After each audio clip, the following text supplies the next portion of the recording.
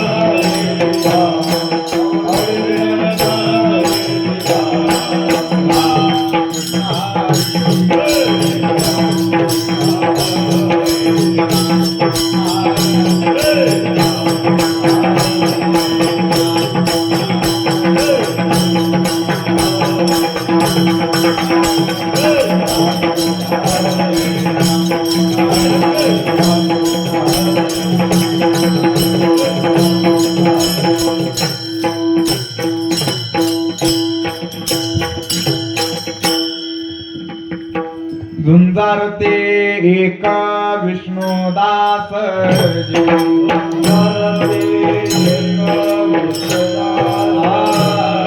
एका विष्णुदास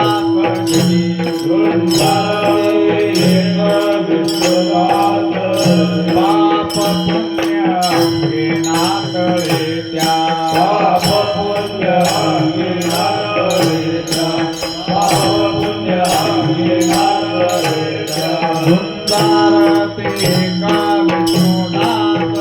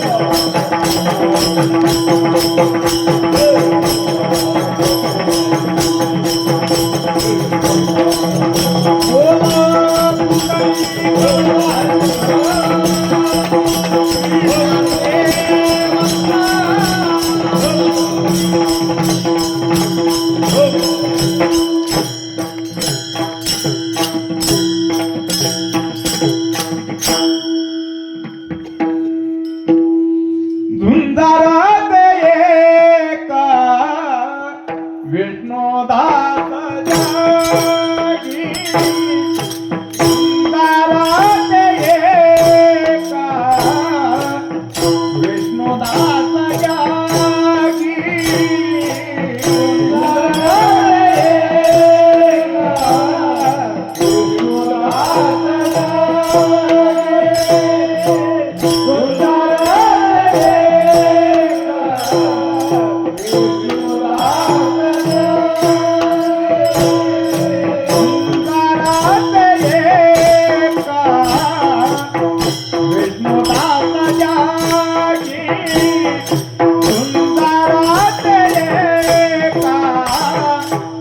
विष्णुदास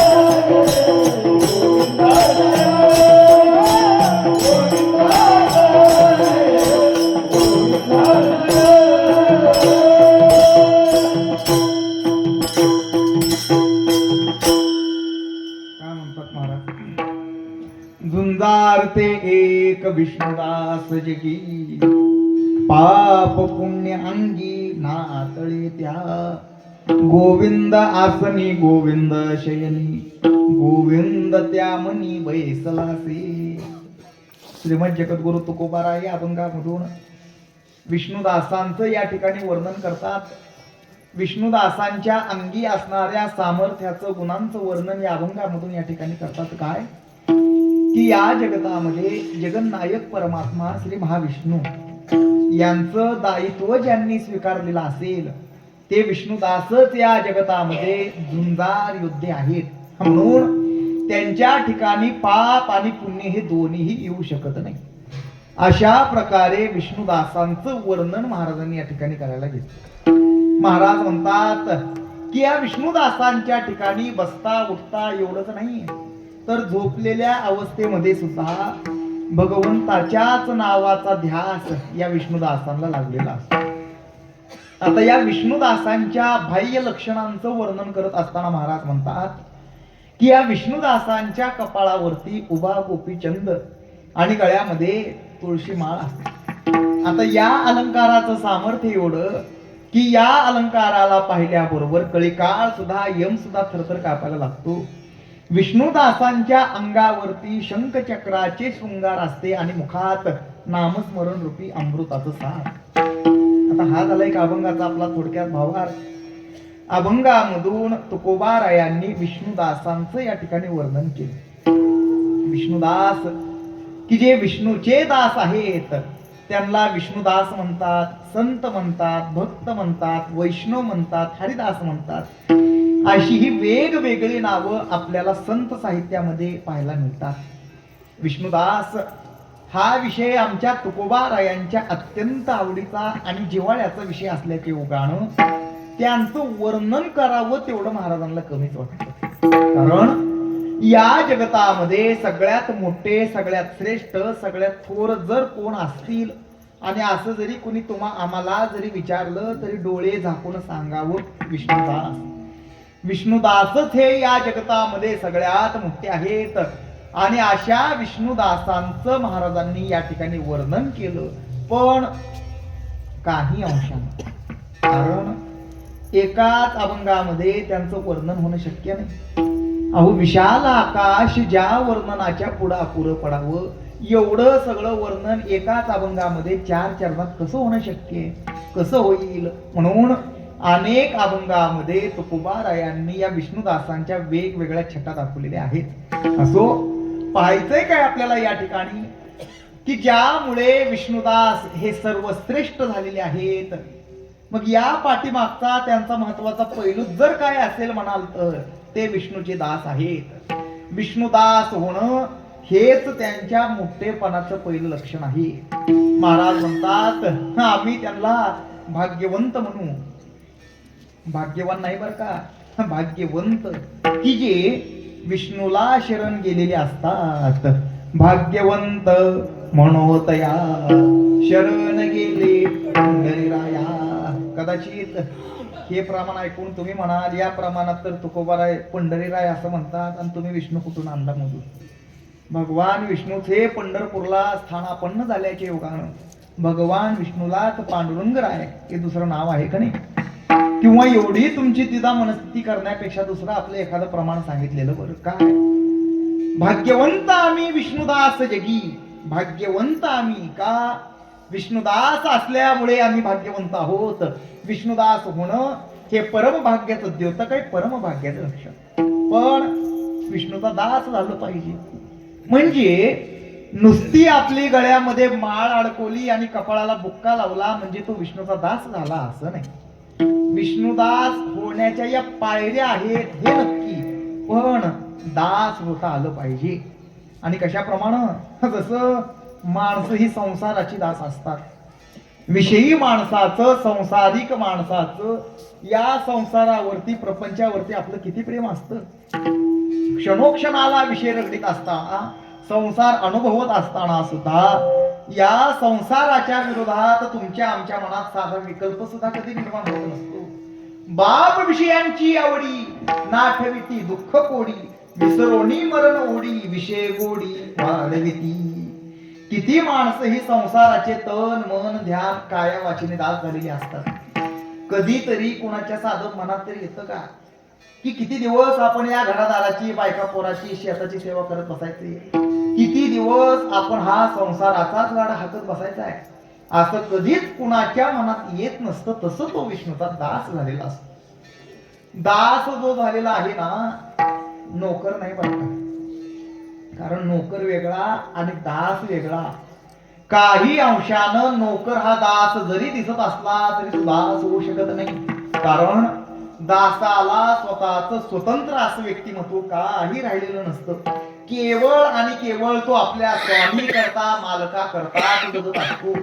मग अशा प्रकारचा जो विष्णूचा दास झालेला आहे त्याच्या भाग्याचं वर्णन करण्याकरिता शब्द अपुरे पडतात. तुम्ही म्हणाल दास होणं याच्यामध्ये कुठला आला मोठेपणा? हा दास होण्यामध्ये काय आलं मोठेपण? काय उभारून तुम्ही सांगायला लागलात? काय गप्पा मारताय? दास होणं म्हणजे तुम्ही मोठं म्हणताय. पण विष्णुदास होण्यामध्ये विशेष हे आहे की जो विष्णूचा दास झाला त्याचा विष्णू दास होतो.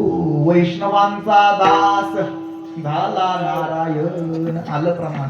म्हणून विष्णुदास या शब्दाचे हे दोन अर्थ. षष्टी सत्पुरुष समसाने होणारा पहिला अर्थ आणि बहुरी समसानं होणारा दुसरा अर्थ. आता या बहुरी समसानं काय अर्थ होतो की विष्णू आहे ज्यांचा दास. का विष्णुदास श्रेष्ठ आहेत? ज्यांचा विष्णूच दास आहे, जे भगवान विष्णूचे मालक आहेत, ज्यांचं दास्यत्व प्रत्यक्ष भगवंत करतात. माणसं सगळेजण भगवंताला म्हणतात, भगवान विष्णूची आपण पूजा करतो, भगवंताची आपण सर्वजण आराधना करत असतो. इंद्र चंद्र महेंद्र याचे ती पूजिती.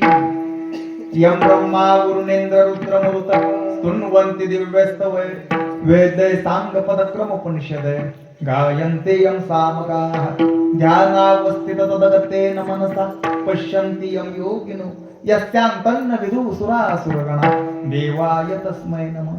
जग सगळं भगवंताला मानतं, भगवान विष्णूची पूजा करतं.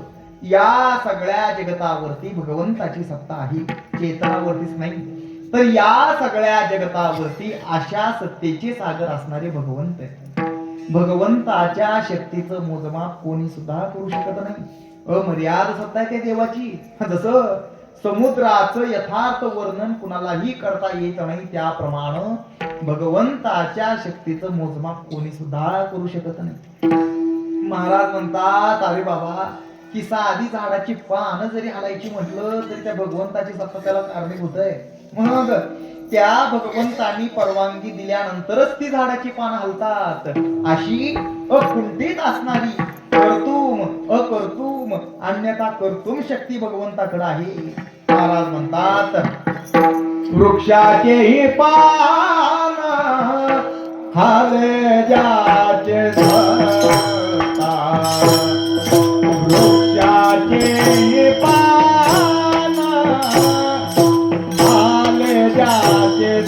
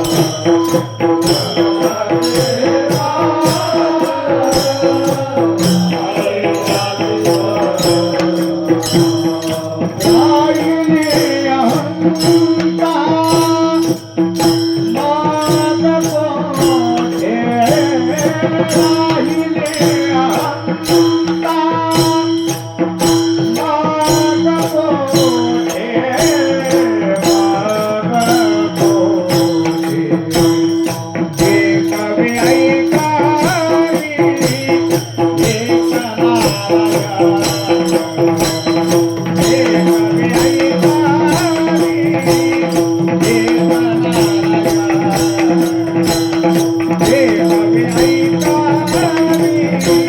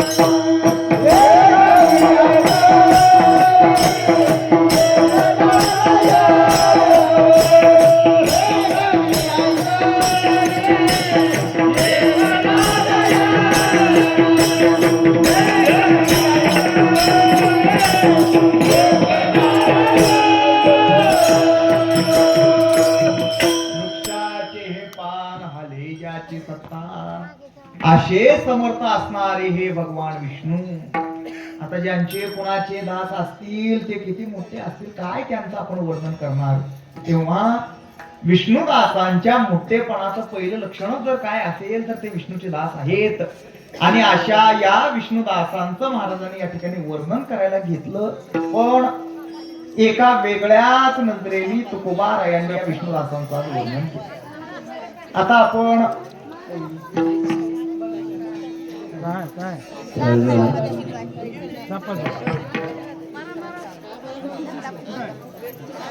साधू संतांची भक्तांची वैष्णवांची वर्णन आहे.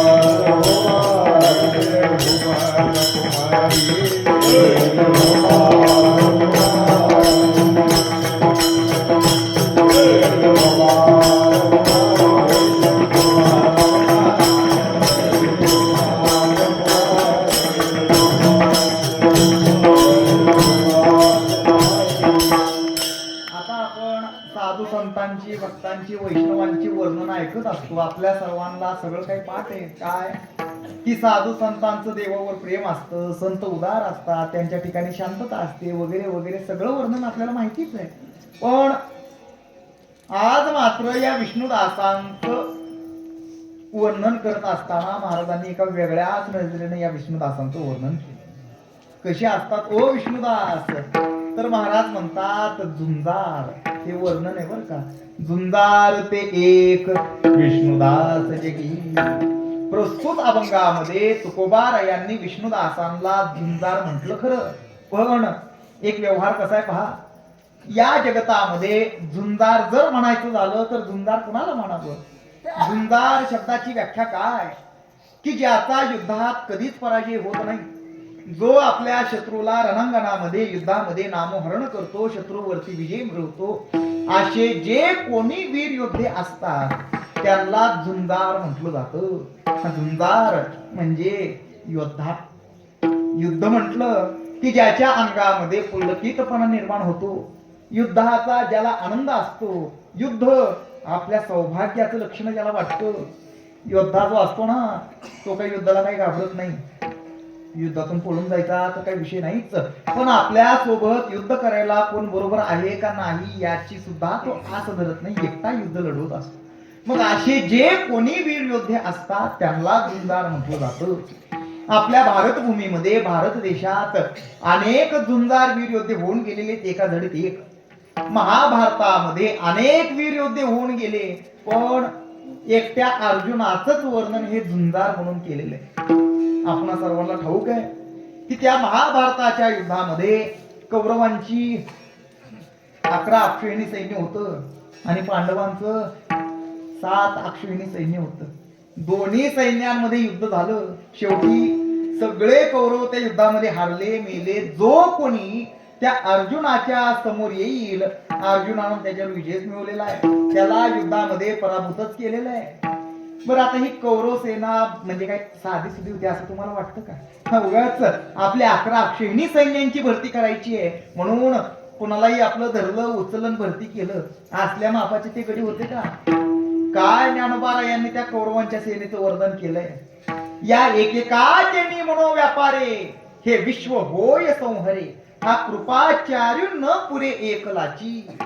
एका धडीत एक अशी असताना सुद्धा अर्जुनाने सर्वांवर विजय मिळवला म्हणून अर्जुनाचं वर्णन हे जोरदार म्हणून केलेलं आहे. महावीर 11 अक्षौहिणी तुवा एके नागविले रणांगणी, तो स्वभाव कोंदड पाणी झुंजविल किती. आता महाभारतामध्ये जसे हे योद्धे होते याचप्रमाणे रामायणामध्ये सुद्धा अनेक झुंजार वीर योद्धे होऊन गेलेले आहेत. पण आमच्या नाथ महाराजांनी आमच्या पुढे नाव जरा काय ठेवली जरा पहा. मारीच महावीर शूर रणा माझी रणरंधीर योद्धा माझी मुख्य झुंजार विचार समुद्र पै मारीच सुग्रीव वीर धीर झुंजार विभांडोनी या विद्याधर विजयी झाला एकांग वीर जय जयकार ऋषी करती. सांगायचं तात्पर्य काय की जे वीर आपल्या शत्रूला रणांगणामध्ये युद्धामध्ये नामोहरण करतात, शत्रूवरती विजय मिळवतात, मग असे जे कोणी वीर योद्धे असतात त्यांना झुंजार म्हटलं जातं. या न्यायाप्रमाणे आमच्या तुकोबारायांनी विष्णुदासांना झुंजार ही उपमा देऊन आज त्यांचं वर्णन करायला घेतलं. महाराज म्हणतात की या जगतामध्ये अर्जुन योद्धा नाही, या जगामध्ये भीष्माचार्य योद्धे नाहीत, या जगतामध्ये कर्ण योद्धा नाही. योद्धे जर कोण असतील तर ते विष्णुदास आहेत. झुंजार ते एक विष्णुदास जगी. आश्चर्य वाटत नाही का की असं नवीन कानाला काहीतरी ऐकायला आल्यावर आश्चर्य वाटत नाही का? नको बाबाई कटकट म्हणून निघून जाणारे हे वारकरी समोरून काहीतरी यायला लागले, उगाच आपल्या अंगलट काहीतरी बसायचं म्हणून रस्ता सोडून दुसऱ्या रस्त्याने निघून जाणारे तुम्ही आम्ही, आणि महाराज तर आम्हाला झुंजार म्हणून वर्णन करतात. आणि तेही असं तसं नाही, जगी एकमेव एक शब्द घालून महाराजांनी दुसऱ्याला बाजूलाच काढून टाकलंय. अद्वितीयता दाखवली एका शब्दानं. जर या जगामध्ये एकमेव जर कोण योद्धे असतील तर ते विष्णुदास आहेत. तेव्हा तुकोबारायांच्या या वचनावरती या अभंगावरती निश्चितच आक्षेप आल्याशिवाय सुद्धा राहणार नाही. कारण तुकोबारायांनी विष्णुदासांना योद्धे म्हटलंच कसं? कोणाबरोबर ही युद्ध करायला गेलेली, हा कोणावरती यांनी विजय मिळवला म्हणून महाराज त्यांना योद्धे म्हणतात. विष्णुदास योद्धे कशी? पहा, ज्यांना विष्णुदास म्हटलं जातं किंवा संत भक्त वैष्णव जर म्हणायचं असेल, मग त्यांच्या अंगीचे गुणधर्म जर आपण जर पाहिले, त्यांच्या स्वभावाचा जर विचार जर आपण केला, तर शांतता हा गुण त्यांच्याकडे असणं हे अत्यंत महत्वाचे. भगवंतांनी भक्त लक्षण सांगत असताना भागवतामध्ये स्पष्टपणे सांगितलंय की ज्यांना संत भक्त विष्णुदास जर म्हणायचं असेल तर त्यांच्या जवळ शांतता हा गुण असतो. निरपेक्षता आणि माझे भजन शांती आणि समदर्शन पाचवे ते निर्वैर जाण पाच लक्षण ही मुख्यत्वे. एखाद्यानं आपल्यावरती अन्याय जरी केला तरी त्याला कुठल्याही प्रकारचं उत्तर न देता उलट त्याच्यावरती दया दाखवणं, एवढंच नाही तर या जगाने आपल्याला कितीही त्रास दिला, कितीही आपला छळ केला तरी त्यांना कुठल्याही प्रकारचं प्रतिउत्तर न देता उलट त्यांच्या हिताकरता त्यांचं चांगलं व्हावं म्हणून त्या पांडुरंगरायाकडे प्रार्थना करणारे हे संत महात्मे. काय आमच्या ज्ञानोबारायांनी पसायदानात मागणी मागितली? जे खळांची व्यंकटे सांडो दुरितांचे ते मिरा जाऊ. कोणा करता? स्वतः करता. आपला देह केवळ आणि केवळ परोपकारा करता लोकांकरता झिजवणं ही ज्यांची क्रिया आहे. महाराज म्हणतात जगाच्या कल्याणा संतांच्या वेभोवती, जगाच्या कल्याणा संतांच्या वेभोवती,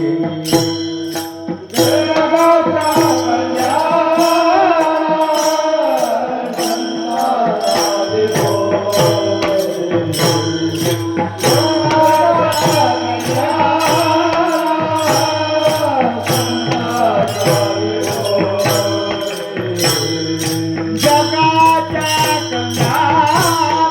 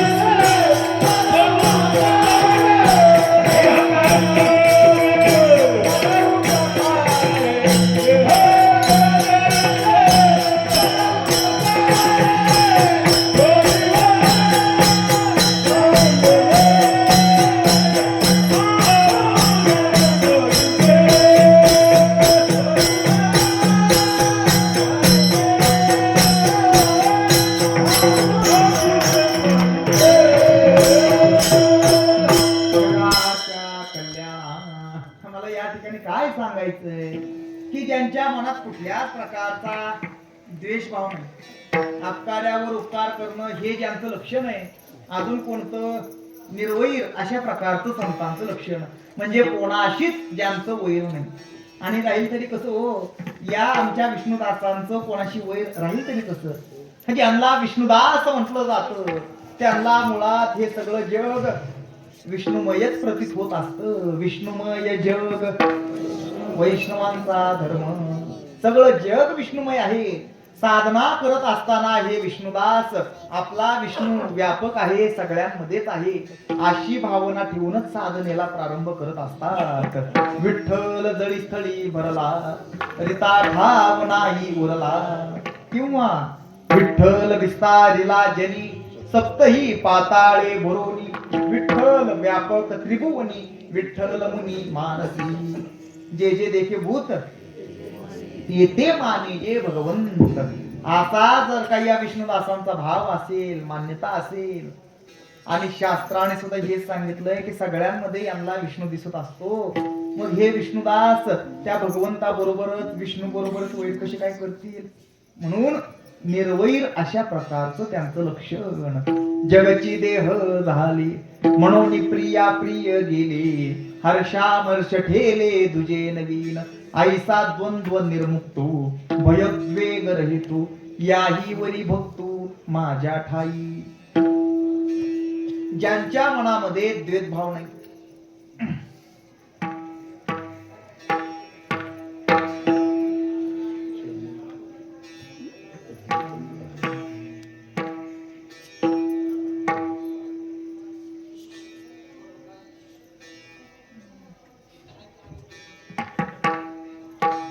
ज्यांच्या मनामध्ये कोणत्याही प्रकारचा द्वेषभाव नाही, असा ज्यांचा स्वभाव आहे म्हटल्यावर महाराज म्हणतात तुम्ही जास्त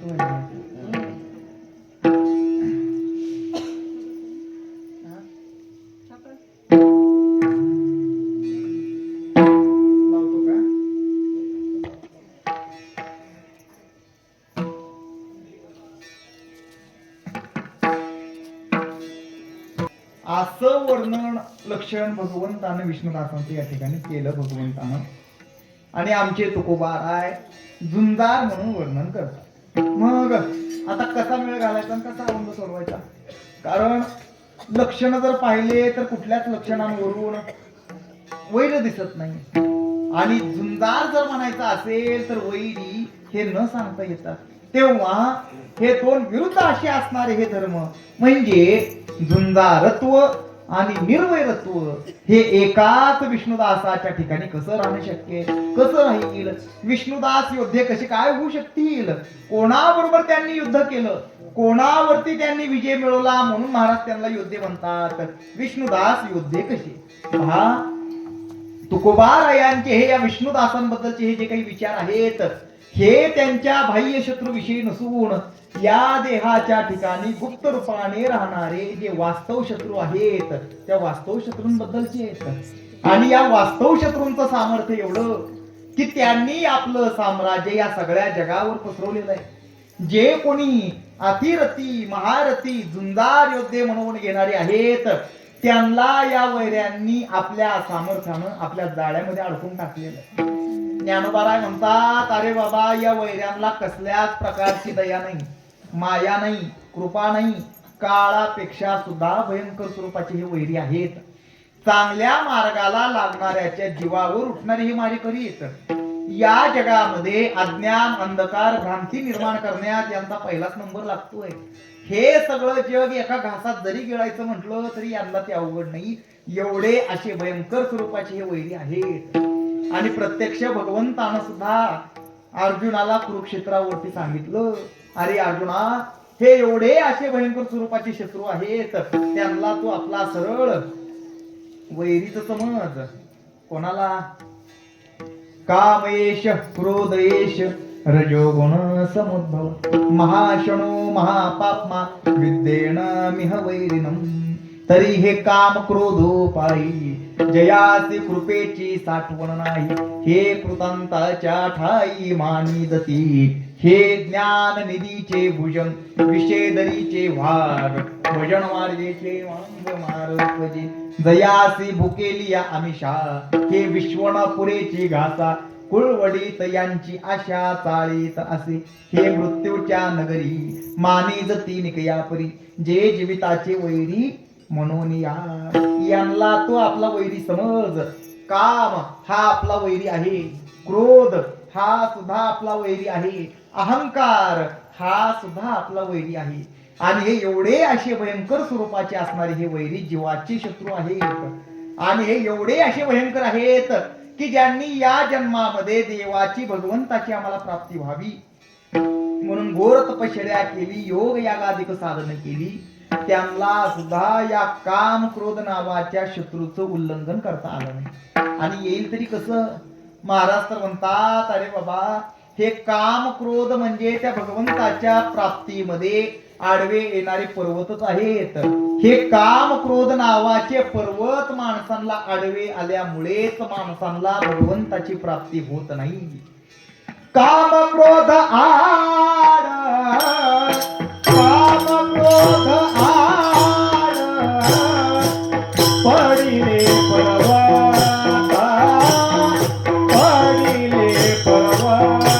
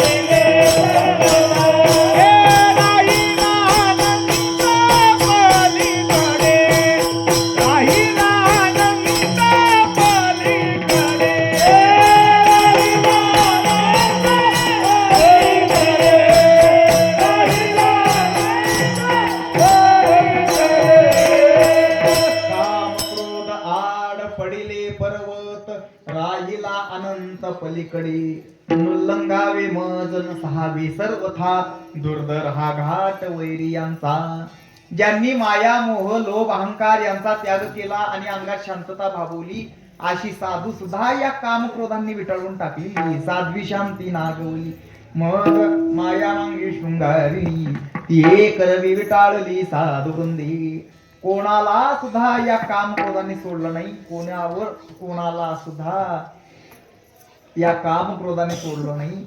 सगळ्यांना आपल्या जाळ्यामध्ये यांनी अडकून टाकले.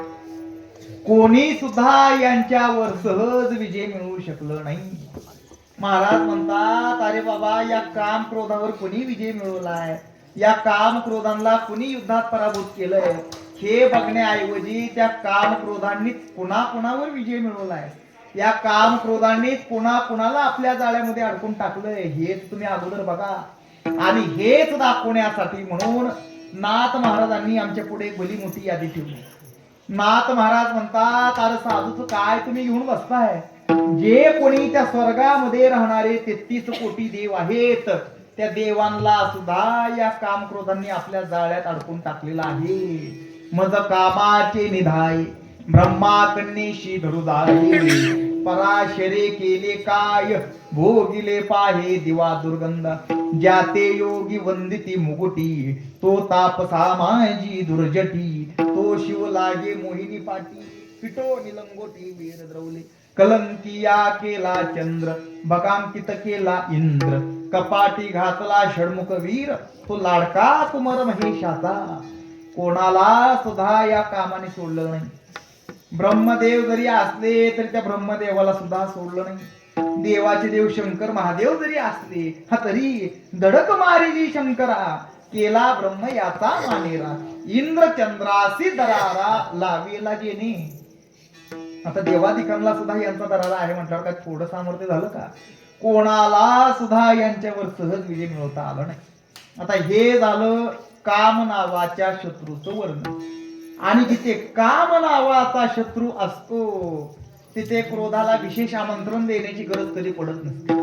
त्या क्रोधाकडं इन्व्हिटेशन कार्ड घेऊन त्याला सांगावा कधी द्यावा लागत नसतो की समोरच्या माणसाने मला 2 थोबाडीत मारलेले आहेत तेव्हा मला त्याची परतफेड म्हणजे 2चे 4 त्याला करायचे आहेत म्हणजे व्याजासकट त्याचं फेडायचं आहे तेव्हा तुम्ही आता आमच्या अंगात तेवढं संचरा अशी म्हणण्याची वेळ माणसाला कधी येत नसते. जिथे काम नावाचा शत्रू असतो तिथे क्रोध हा न बोलवता येतो. आणि महाराज म्हणतात अरे बाबा या रागासारखा भयंकर वैरी या जगात दुसरा कुणी नाही. बाप क्रोधाची निज ख्याती त्या दोघांशी केली उपहती. मज नाडिले ज्ञान विरक्ती क्रोध परमार्थी घातकू. महाराज म्हणतात जे कोणी माणसं त्या कामाच्या जाळ्यामध्ये पडलेले असतात कामांध झालेले असतात ते काहीतरी भोग भोगून घेतात. पण जो कोणी त्या क्रोधाच्या जाळ्यामध्ये पडतो तो काही भोगत नाही फुकट वाया जातो. कामासी जे वश होती ते काहीतरी भोग भोगिती. जे आतुडले क्रोधा हाती ते व्रथा मागविती भोग मोक्षा. क्रोधा ऐसा वैरी बैसला असता जिवारी. तो तयाची मानी थोरी तोची चराचरी अतिमूर्ख. आणि अशा प्रकारचा राग जर माणसाला आला तर क्षणात सगळं होत्याचं नव्हतं करून टाकतं. क्षणात सगळं भस्म. पाठीमाग काही सुद्धा शिल्लक राहत नाही. कोणी सुद्धा रागावरती सहज विजय मिळवू शकत नाही. आता या ठिकाणी एवढे सगळेजण ऐकायला बसलेले आहेत. मग आता या ठिकाणी असं तरी कोणी आहे का की ज्याला आजपर्यंत राग कधी आला नाही. राग आला रे आला म्हटलं की क्षणात सगळं होत्याचं नव्हतं.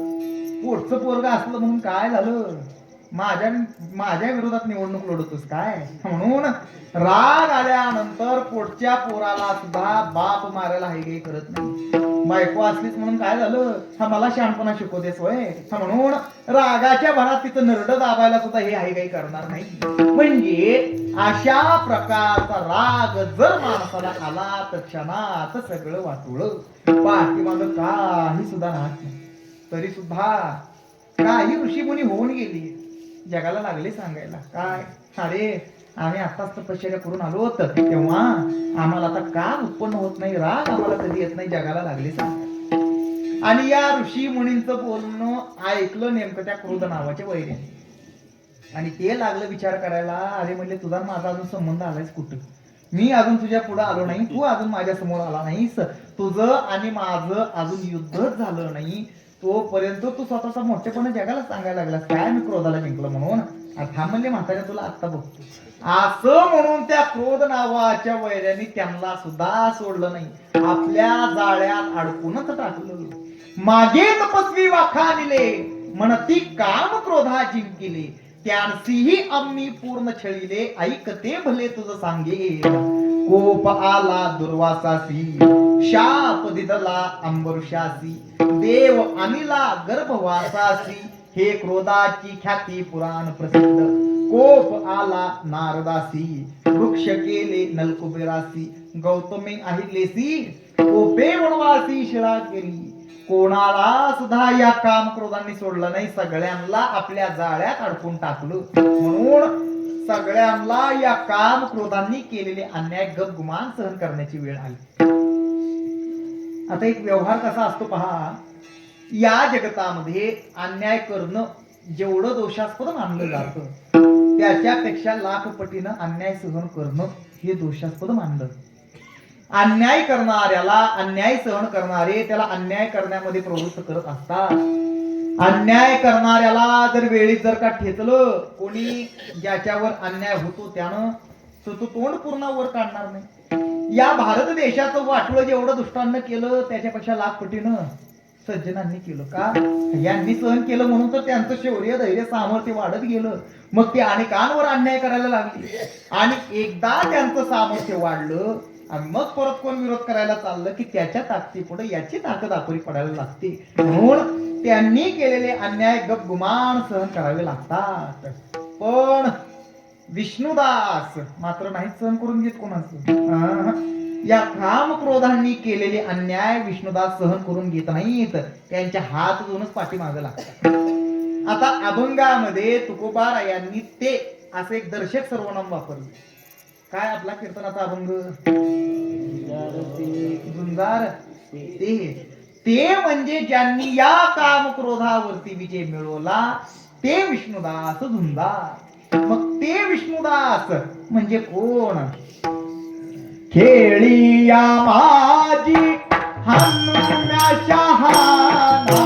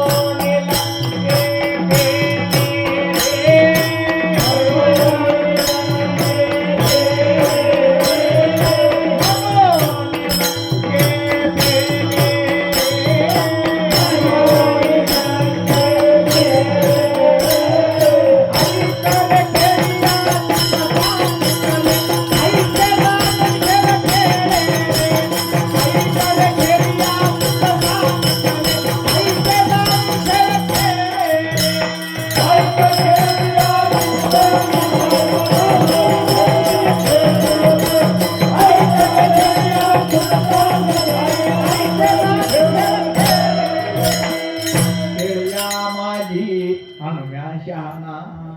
नामदेवराय म्हणतात सगळ्या खेड्यामध्ये मारुतीराय तेवढी शहाणी नाही. ते कधी इथं कामाच्या आधी पडले नाहीत आणि जिथे कामच नाही तिथे क्रोध कसा येणार.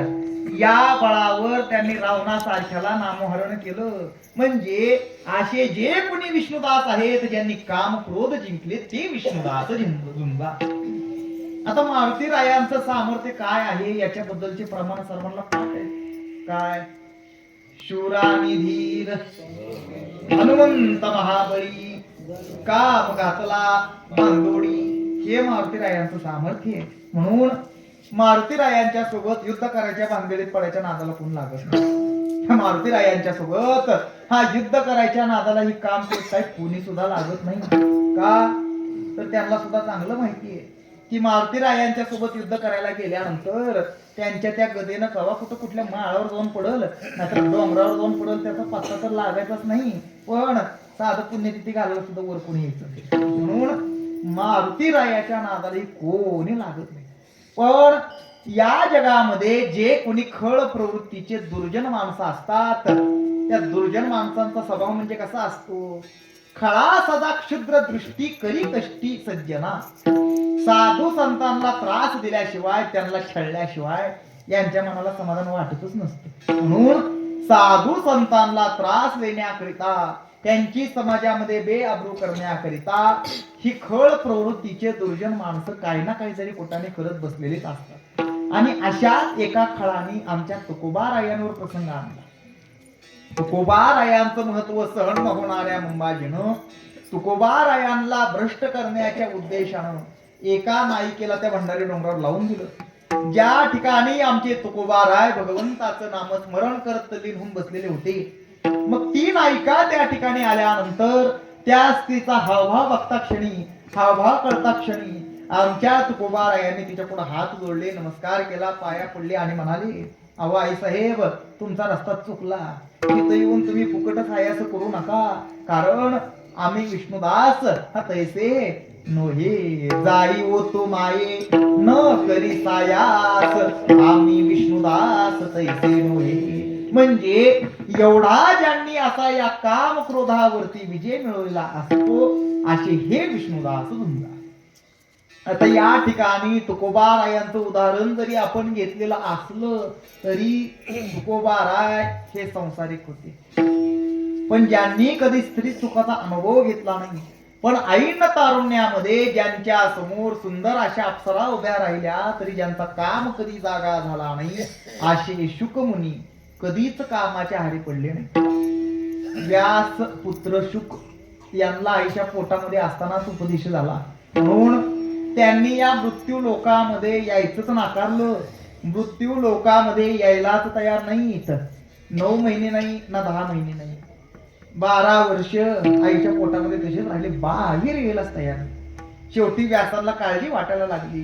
पुत्रमुख पाहण्याची अंतकरणामध्ये तीव्र इच्छा निर्माण होऊ लागली. म्हणून व्यासांनी काय केलं तर त्या गर्भाची स्तुती गायला चालू केली. आता बाहेर कोण एवढं सुंदर स्तुती म्हणतोय याला मान्यता दिली पाहिजे म्हणून शुकमुनी बाहेर आले. बाहेर आले की त्याने जर इकडे आता बघितलं नाही तिकडेही बघितलं नाही. आले की नीट पुढं पळत होते. व्यास आमचे बिचारे खाली मांडी घालून त्या गर्भाची स्तुती गात होते. त्याला अरे अरे अरे म्हणून होते होऊन लांब पुढे गेलं. थार दिशेने उठले धोतर धरवून त्याच्या पाठीमाग हाका मारू शुका थांब म्हणून हाका मारायला सुरुवात. पण आश्चर्य काय त्यांना हाका मारायला सुरुवात केल्याबरोबर ती आजूबाजूची झाडं झुडपं वेली वनस्पती तेच म्हणायला लागली. म्हणजे एवढा अधिकार त्यांना प्राप्त झालेला होता. मग एका सरोवरापासून जात असताना त्या सरोवरामध्ये काही स्त्रिया स्नान करत होत्या. त्यांच्या समोरून शुकमुनी पुढे पळत गेले आणि त्यांचे वडील व्यास पाठीमागून येतच होते.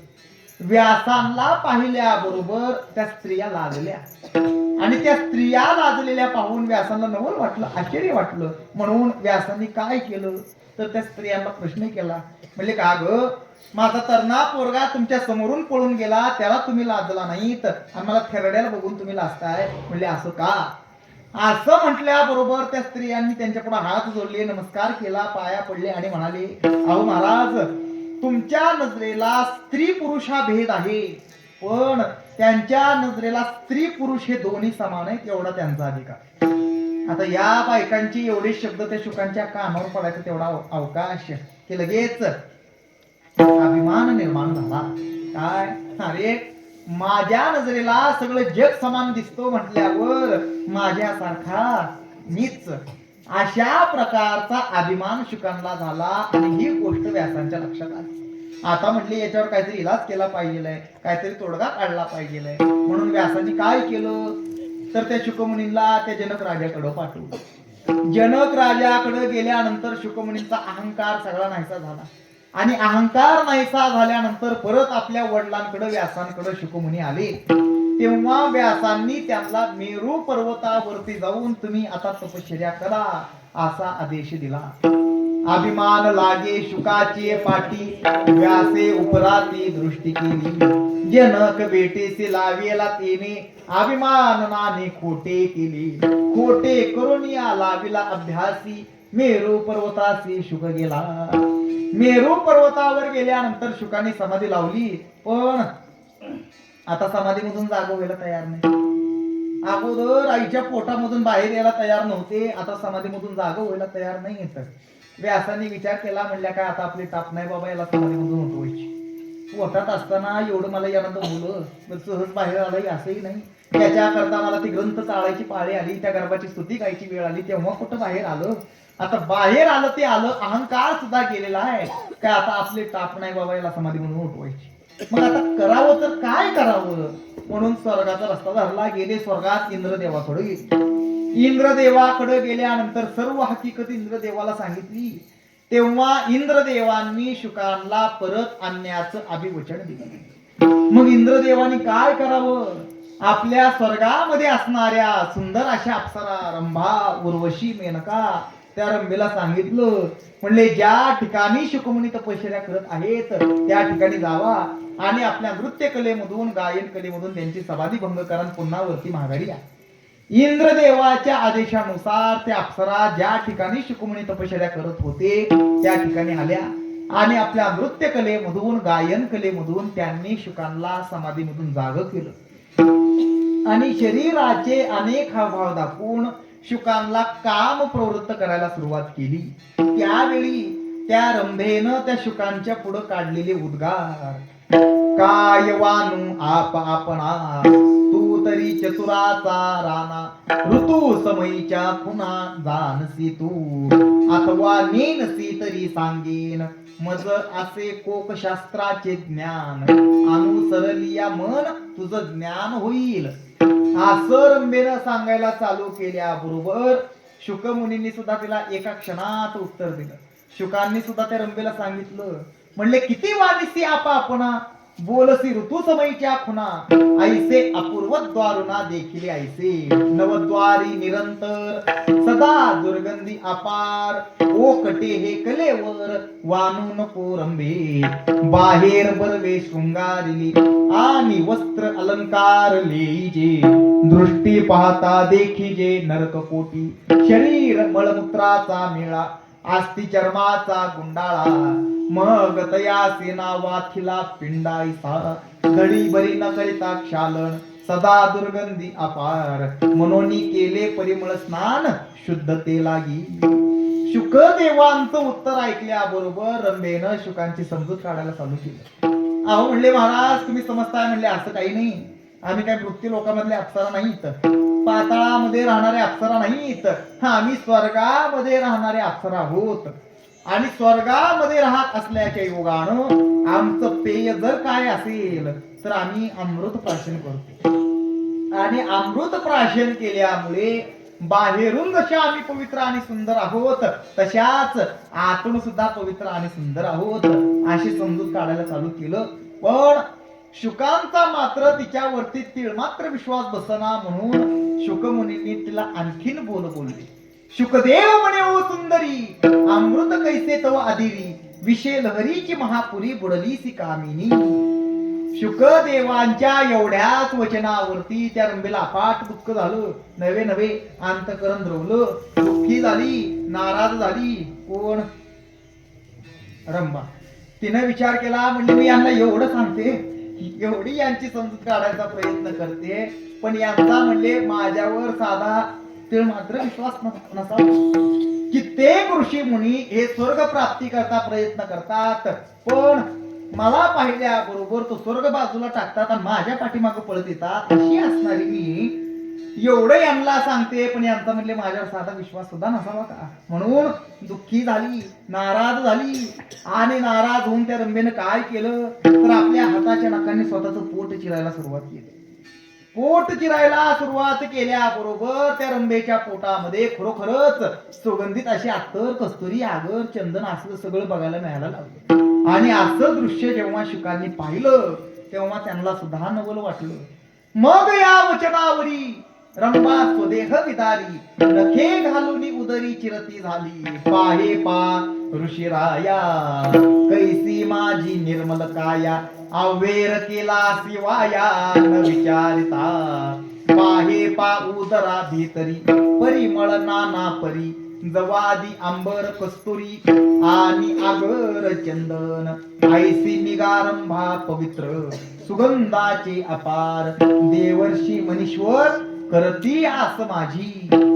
रंभेचं असं उत्तर ऐकल्याबरोबर शुकमुनींनी त्या रंभेच्या पुढे हात जोडले, नमस्कार केला आणि म्हणाले, अगं हे जर का मला आधीच जर का माहिती जर का असतं तर म्हणले सुखानं म्हणले तुझ्याच पोटात जन्माला आला असतो की. पण तुझ्यासारखी पवित्र माता ही काय सहज मिळण्यासारखी आहे का.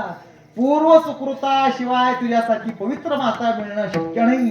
तू खरंच माझी आई आहेस, विनाकारण मी तुला माझ्या या दुष्ट वचनाने छळलं, म्हणले मला क्षमा कर, माझ्याकडून अपराध झाला. रंभेला वाटलं म्हणले आली होती कशा करता मी तर चाललंय काय. ज्या कार्याकरता मी आलीये ते कार्यच माझ्याच्याने होईना, म्हणून खाली मान घालून द्यायची पाळी आली. ऐसे मी जाणतो गे सुंदरी, तरी येतो तुझी या उदरी. माता शिनविली एरधारी नरदेही, तुझा ऐसी माता केवी होईल पतिव्रता. पूर्व सुकृता वाचून सर्वथा प्राप्त नव्हे, तो माझी ओ जननी कष्टविली दुष्ट वचनी. हे वचन ऐकोनी तेच क्षणी उठली रंभा. म्हणजे एवढा ज्यांनी असा या काम क्रोधावरती विजय मिळवलेला असतो असे हे विष्णुदास झुंजार. आईचा जो काम क्रोध लोभा, झाडी करुणी उभा, तोची एवढी या लोभा गोसावी हो. या विष्णुदासांनी या काम क्रोधावरती विजय तर मिळवलाच, पण या काम क्रोध नावाच्या शत्रूंना बंदीखान्यात घातलं आणि स्वतः या इंद्रियाचे मालक झाले. काम क्रोध बंदे खानी, काम क्रोध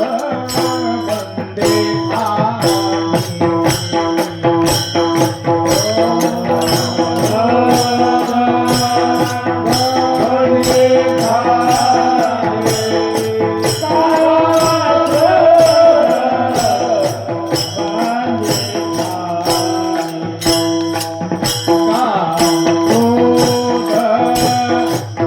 वंदे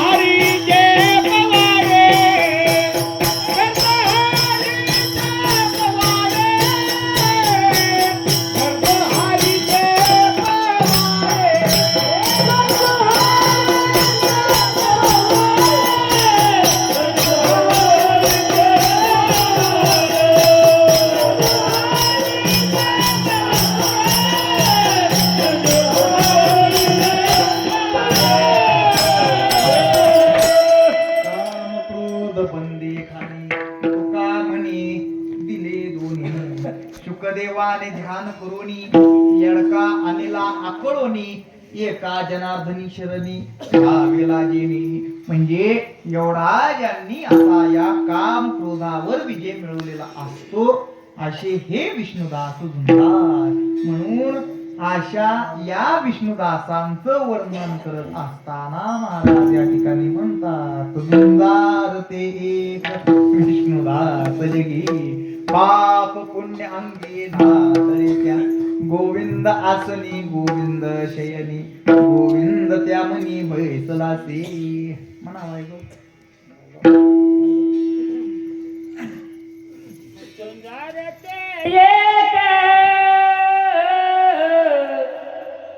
विष्णुदास